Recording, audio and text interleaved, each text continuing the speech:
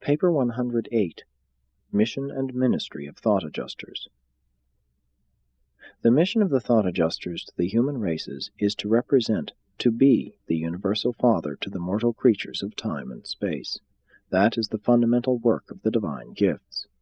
Their mission is also that of elevating the mortal minds and of translating the immortal souls of men up to the divine heights and spiritual levels of paradise perfection.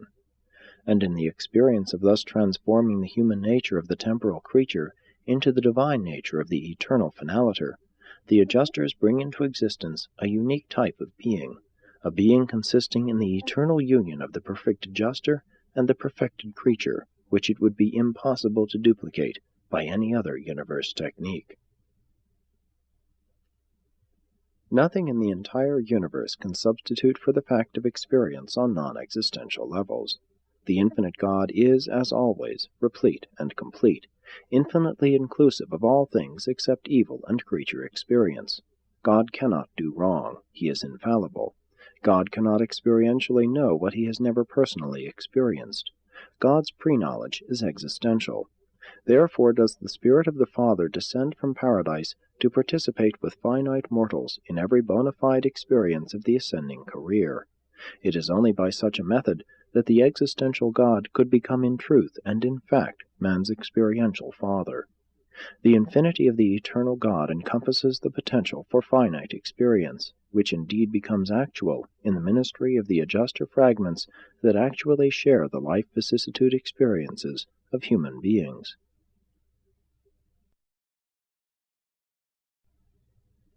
(1) Selection and Assignment. When adjusters are dispatched for mortal service from Divinington, they are identical in the endowment of existential divinity, but they vary in experiential qualities proportional to previous contact in and with evolutionary creatures. We cannot explain the basis of adjuster assignment, but we conjecture that these divine gifts are bestowed in accordance with some wise and efficient policy of eternal fitness of adaptation to the indwelt personality. We do observe that the more experienced adjuster is often the indweller of the higher type of human mind. Human inheritance must therefore be a considerable factor in determining selection and assignment. Although we do not definitely know, we firmly believe that all thought adjusters are volunteers. But before ever they volunteer, they are in possession of full data respecting the candidate for indwelling. The seraphic drafts of ancestry and projected patterns of life conduct are transmitted via paradise to the reserve corps of adjusters on Divinington by the reflectivity technique extending inward from the capitals of the local universes to the headquarters of the super-universes. This forecast covers not only the hereditary antecedents of the mortal candidate, but also the estimate of probable intellectual endowment and spiritual capacity. The adjusters thus volunteer to indwell minds of whose intimate natures they have been fully apprised. The volunteering adjuster is particularly interested in three qualifications of the human candidate. 1. Intellectual capacity. Is the mind normal? What is the intellectual potential, the intelligence capacity? Can the individual develop into a bona fide will creature? Will wisdom have an opportunity to function? 2. Spiritual perception. The prospects of reverential development, the birth and growth of the religious nature. What is the potential of soul, the probable spiritual capacity of receptivity? 3. Combined intellectual and spiritual powers. The degree to which these two endowments may possibly be associated, combined, so as to produce strength of human character and contribute to the certain evolution of an immortal soul of survival value. With these facts before them, it is our belief that the monitors freely volunteer for assignment. Probably more than one adjuster volunteers. Perhaps the supervising personalized orders select from this group of volunteering adjusters the one best suited to the task of spiritualizing and eternalizing the personality of the mortal candidate. In the assignment and service of the adjusters, the sex of the creature is of no consideration. The short time intervening between the volunteering and the actual dispatch of the adjuster is presumably spent in the Divinington schools of the personalized monitors, where a working pattern of the waiting mortal mind is utilized in instructing the assigned adjuster as to the most effective plans for personality approach and mind spiritization. This mind model is formulated through a combination of data supplied by the Super-Universe Reflectivity Service. At least this is our understanding, a belief which we hold as the result of putting together information secured by contact with many personalized adjusters throughout the long universe careers of the solitary messengers. When once the adjusters are actually dispatched from Divinington, practically no time intervenes between that moment and the hour of their appearance in the minds of their chosen subjects. The average transit time of an adjuster from Divinington to Urantia is 117 hours, 42 minutes, and 7 seconds. Virtually all of this time is occupied with registration on Uversa.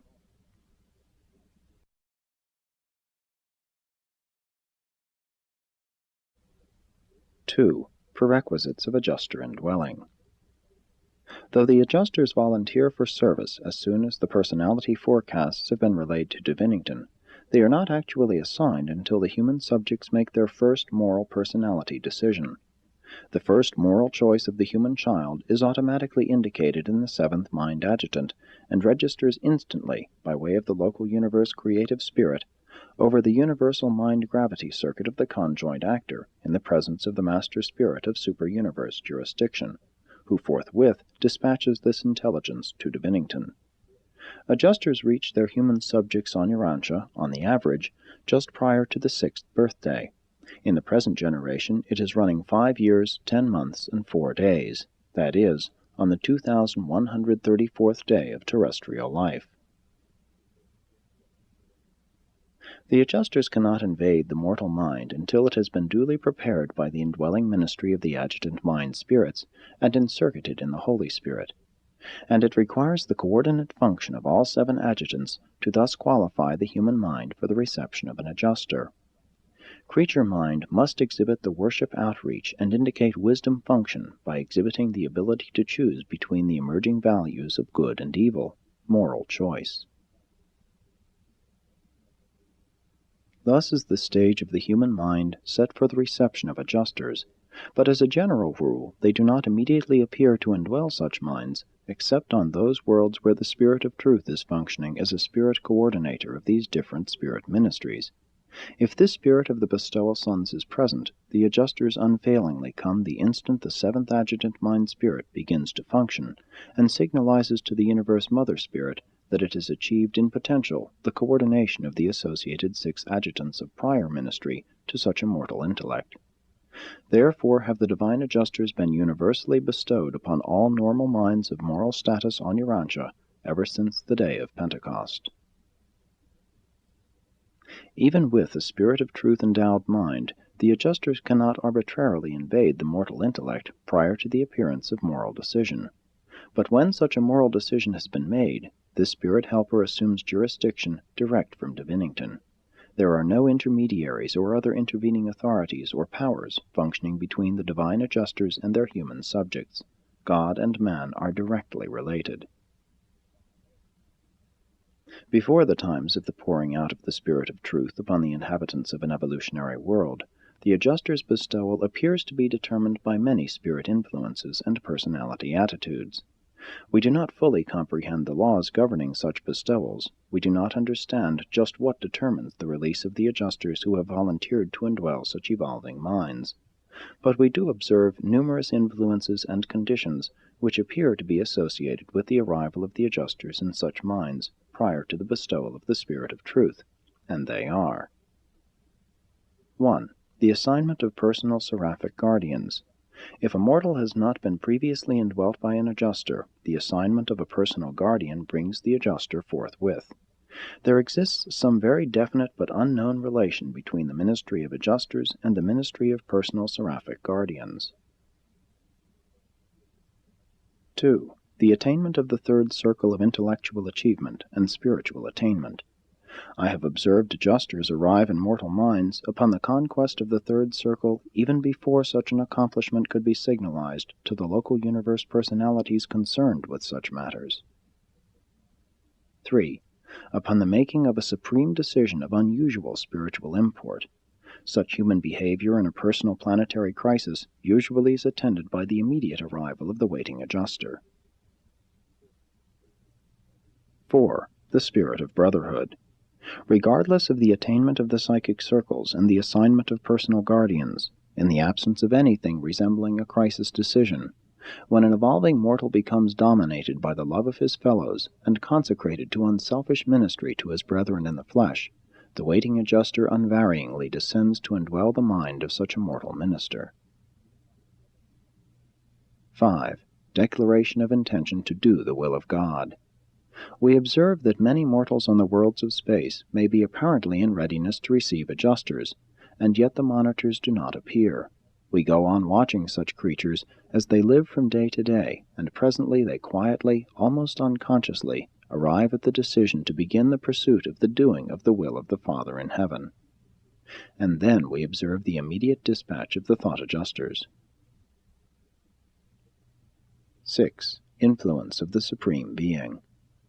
On worlds where the adjusters do not fuse with the evolving souls of the mortal inhabitants, we observe adjusters sometimes bestowed in response to influences which are wholly beyond our comprehension. We conjecture that such bestowals are determined by some cosmic reflex action originating in the Supreme Being. As to why these adjusters cannot or do not fuse with these certain types of evolving mortal minds, we do not know. Such transactions have never been revealed to us.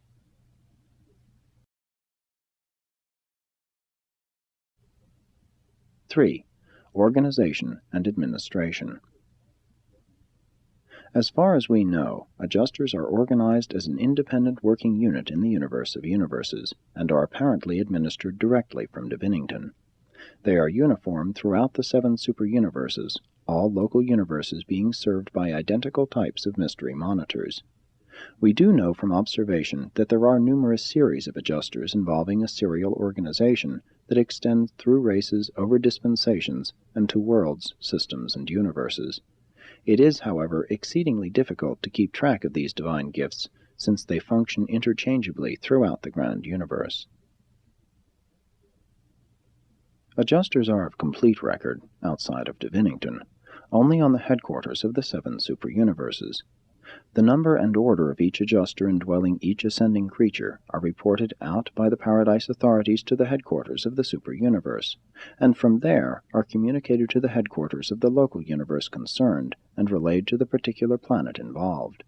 But the local universe records do not disclose the full number of the thought adjusters. The Nebadon records contain only the local universe assignment number, as designated by the representatives of the Ancients of Days.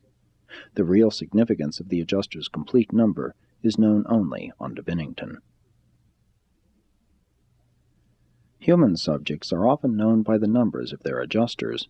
Mortals do not receive real universe names until after adjuster fusion, which union is signalized by the bestowal of the new name upon the new creature by the Destiny Guardian. Though we have the records of thought adjusters in Orvonton, and though we have absolutely no authority over them or administrative connection with them, we firmly believe that there is a very close administrative connection between the individual worlds of the local universes and the central lodgment of the divine gifts on Divinington. We do know that, following the appearance of a Paradise bestowal sun, an evolutionary world has a personalized adjuster assigned to it as the planetary supervisor of adjusters. It is interesting to note that local universe inspectors always address themselves, when carrying out a planetary examination, to the planetary chief of thought adjusters, just as they deliver charges to the chiefs of seraphim and to the leaders of other orders of beings attached to the administration of an evolving world. Not long since, Urantia underwent such a periodic inspection by Tapamantia, the sovereign supervisor of all life experiment planets in the universe of Nebadon. And the records reveal that, in addition to his admonitions and indictments delivered to the various chiefs of superhuman personalities, he also delivered the following acknowledgment to the chief of adjusters. Whether located on the planet, on Salvington, Uversa, or Divinington, we do not definitely know, but he said, "Now to you, supervisors far above me, I come as one placed in temporary authority over the experimental planetary series, and I come to express admiration and profound respect for this magnificent group of celestial ministers, the mystery monitors, who have volunteered to serve on this irregular sphere. No matter how trying the crises, you never falter. Not on the records of Nebadon, nor before the commissions of Orvonton, has there ever been offered an indictment of a divine adjuster. You have been true to your trusts. You have been divinely faithful. You have helped to adjust the mistakes and to compensate for the shortcomings of all who labor on this confused planet. You are marvelous beings, guardians of the good in the souls of this backward realm. I pay you respect even while you are apparently under my jurisdiction as volunteer ministers. I bow before you in humble recognition of your exquisite unselfishness, your understanding ministry, and your impartial devotion. You deserve the name of the godlike servers of the mortal inhabitants of this strife-torn, grief-stricken, and disease-afflicted world. I honor you. I all but worship you. As a result of many suggestive lines of evidence, we believe that the adjusters are thoroughly organized, that there exists a profoundly intelligent and efficient directive administration of these divine gifts from some far distant and central source, probably Divinington. We know that they come from Divinington to the worlds, and undoubtedly they return thereto upon the deaths of their subjects. Among the higher spirit orders, it is exceedingly difficult to discover the mechanisms of administration. My order of personalities, while engaged in the prosecution of our specific duties, is undoubtedly unconsciously participating with numerous other personal and impersonal sub-deity groups who unitedly are functioning as far-flung universe correlators. We suspect that we are thus serving because we are the only group of personalized creatures, aside from personalized adjusters, who are uniformly conscious of the presence of numerous orders of the pre-personal entities. We are aware of the presence of the adjusters, who are fragments of the pre-personal deity of the first source and center. We sense the presence of the inspired Trinity spirits, who are superpersonal expressions of the Paradise Trinity. We likewise unfailingly detect the spirit presence of certain unrevealed orders springing from the Eternal Son and the Infinite Spirit. And we are not wholly unresponsive to still other entities unrevealed to you. The Melchizedeks of Nebadon teach that the solitary messengers are the personality coordinators of these various influences as they register in the expanding deity of the evolutionary Supreme Being. It is very possible that we may be participants in the experiential unification of many of the unexplained phenomena of time, but we are not consciously certain of this functioning.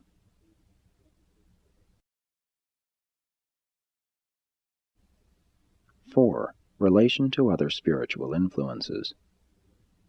Apart from possible coordination with other deity fragments, the adjusters are quite alone in their sphere of activity in the mortal mind.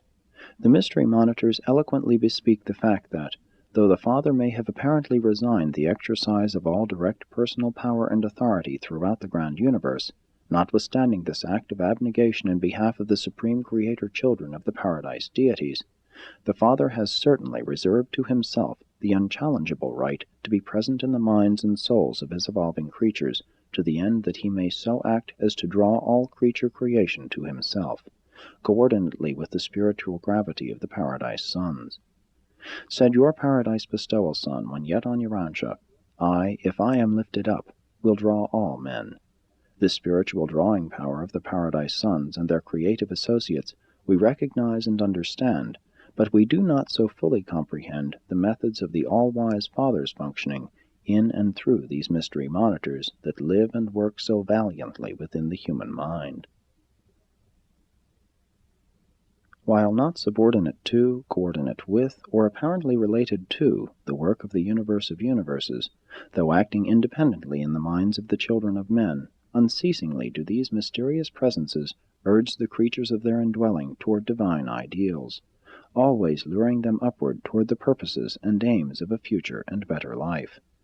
These mystery monitors are continually assisting in the establishment of the spiritual dominion of Michael throughout the universe of Nebadon, while mysteriously contributing to the stabilization of the sovereignty of the Ancients of Days in Orvonton. The adjusters are the will of God, and since the supreme creator children of God also personally embody that same will, it is inevitable that the actions of adjusters and the sovereignty of the universe rulers should be mutually interdependent. Though apparently unconnected, the Father presence of the adjusters and the Father sovereignty of Michael of Nebadon must be diverse manifestations of the same divinity. Thought adjusters appear to come and go quite independent of any and all other spiritual presences. They seem to function in accordance with universal laws quite apart from those which govern and control the performances of all other spirit influences. But regardless of such apparent independence, long-range observation unquestionably discloses that they function in the human mind in perfect synchrony and coordination with all other spirit ministries, including adjutant mind spirits, Holy Spirit, Spirit of Truth, and other influences. When a world is isolated by rebellion, when a planet is cut off from all outside and circuited communication, as was Urantia after the Caligastia upheaval, aside from personal messengers, there remains but one possibility of direct interplanetary or universe communication, and that is through the liaison of the adjusters of the spheres. No matter what happens on a world or in a universe, the adjusters are never directly concerned. The isolation of a planet in no way affects the adjusters and their ability to communicate with any part of the local universe, superuniverse, or the central universe. And this is the reason why contacts with the supreme and the self-acting adjusters of the Reserve Corps of Destiny are so frequently made on quarantine worlds. Recourse is had to such a technique as a means of circumventing the handicaps of planetary isolation. In recent years, the Archangel Circuit has functioned on Urantia, but that means of communication is largely limited to the transactions of the Archangel Corps itself. We are cognizant of many spirit phenomena in the far-flung universe, which we are at a loss fully to understand. We are not yet masters of all that is transpiring about us, and I believe that much of this inscrutable work is wrought by the gravity messengers and certain types of mystery monitors.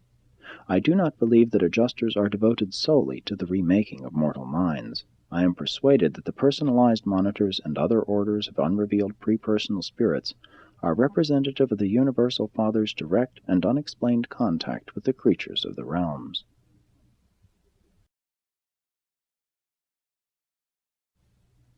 (5) The Adjuster's Mission.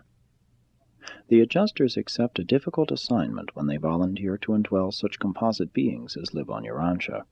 But they have assumed the task of existing in your minds, there to receive the admonitions of the spiritual intelligences of the realms, and then to undertake to redictate or translate these spiritual messages to the material mind.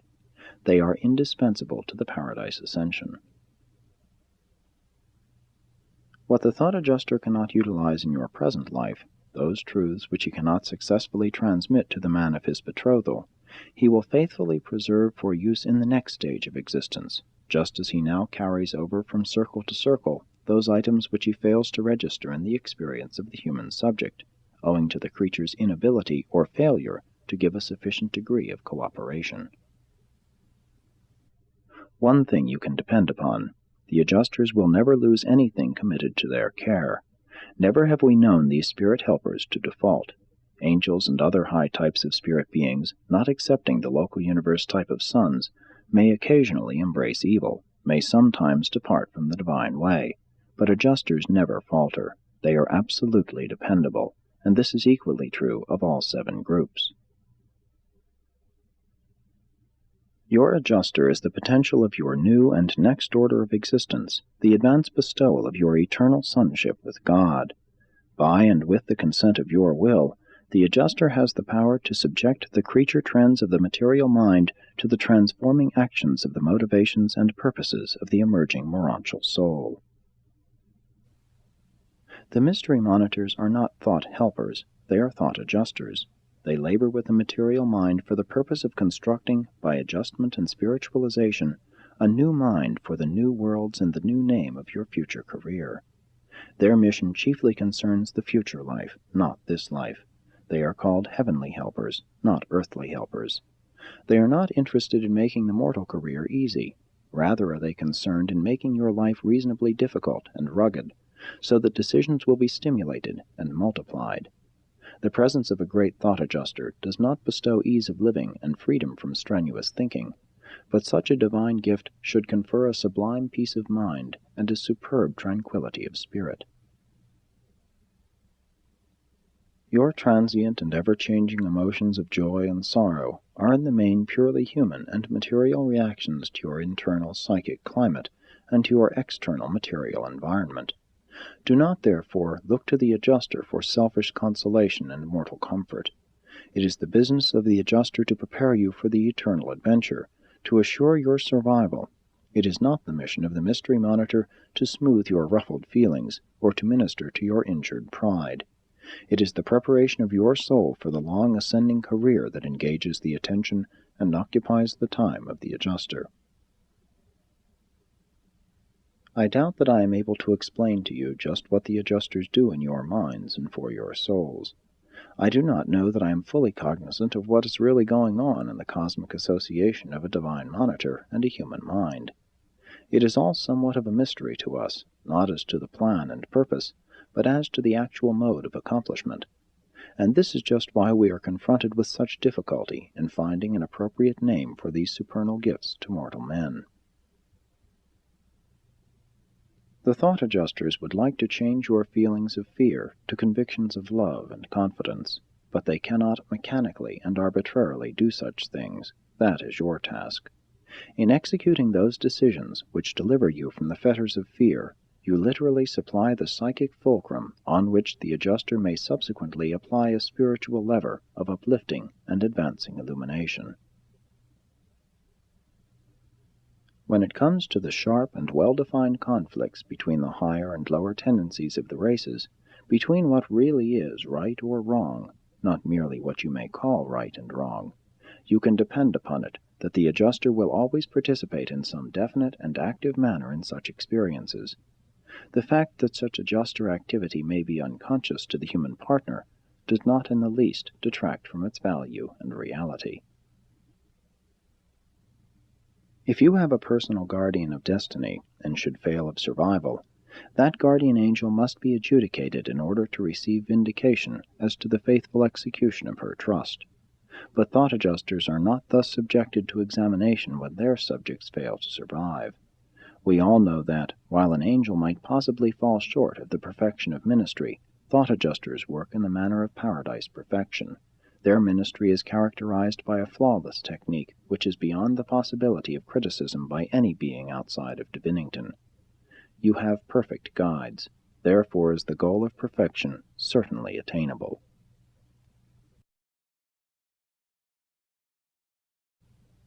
6. God in Man.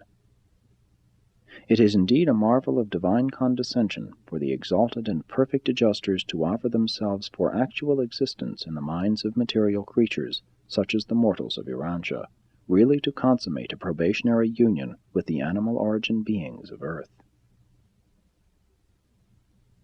No matter what the previous status of the inhabitants of a world, subsequent to the bestowal of a divine Son and after the bestowal of the Spirit of Truth upon all humans, the adjusters flock to such a world to indwell the minds of all normal will creatures.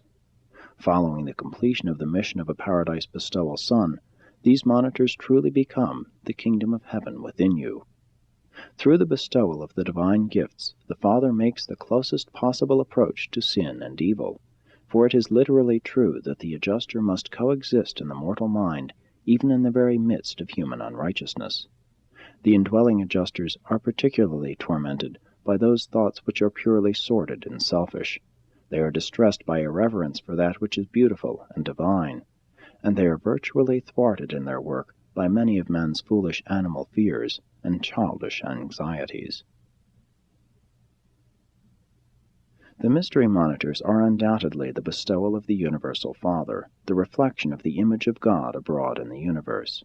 A great teacher once admonished men that they should be renewed in the spirit of their minds, that they become new men who, like God, are created in righteousness and in the completion of truth. The adjuster is the mark of divinity, the presence of God. The image of God does not refer to physical likeness, nor to the circumscribed limitations of material creature endowment, but rather to the gift of the spirit presence of the Universal Father in the supernal bestowal of the thought adjusters upon the humble creatures of the universes. The adjuster is the wellspring of spiritual attainment and the hope of divine character within you. He is the power, privilege, and the possibility of survival, which so fully and forever distinguishes you from mere animal creatures. He is the higher and truly internal spiritual stimulus of thought, in contrast with the external and physical stimulus, which reaches the mind over the nerve energy mechanism of the material body. These faithful custodians of the future career unfailingly duplicate every mental creation with a spiritual counterpart. They are thus slowly and surely recreating you as you really are, only spiritually, for resurrection on the survival worlds. And all of these exquisite spirit recreations are being preserved in the emerging reality of your evolving and immortal soul, your Morancha self.